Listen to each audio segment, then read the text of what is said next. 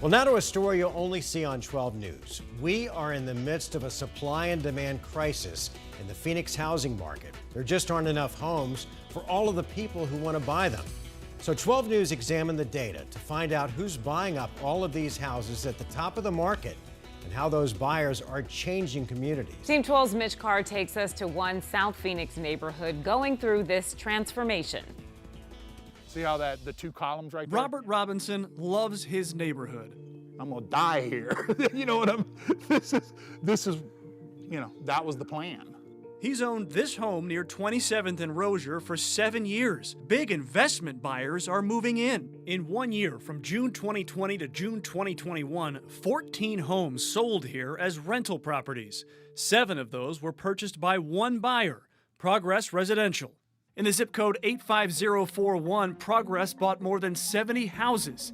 And in Maricopa County, Progress was the largest buyer of all homes that year, purchasing more than 800 homes.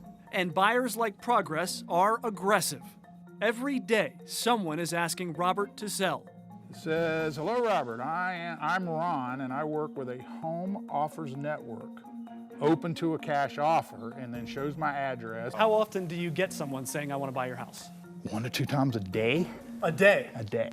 One insider shared an email from a Progress representative showing their main tactics, even offering to buy one house for $25,000 over list price in cash. They can make the deal happen really quick. And so they're going to be super attractive to most sellers who aren't thinking about the long term for their community. Rather, they're thinking about their own individual profit within this market. Dr. Deirdre Pfeiffer is a professor of housing and planning policy at ASU. She's been studying urban housing for more than a decade, and she's seen a steady rise in investors buying homes since 2011. What these investors are doing are disadvantaging the households that most need that foothold within the market.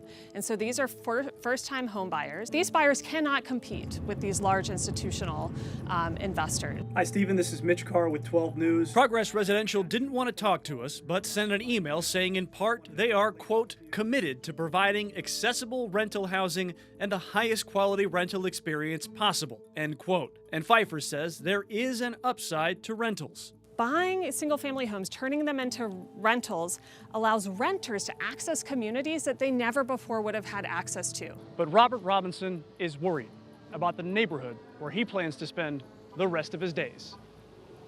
You said you want to die here, but if you're the last one standing here, you own this house and you're surrounded by renters. Do you sell? Yes. So there is a line that Yes. can be crossed. Yeah. The only thing that can stop this business model is if sellers stop selling to investors. I put my house on the market this Friday. It went live. Over the weekend, we had quite a few offers. Perla Gurrola sold her home in less than 72 hours, but she made sure she knew who was buying. When I bought my house, I remember that the owners gave us as actual people and human beings to live here, which I always thought was very sweet. So I wanted to do the same thing. I wanted to sell to an actual human being. In Phoenix, Mitch Carr, 12 News.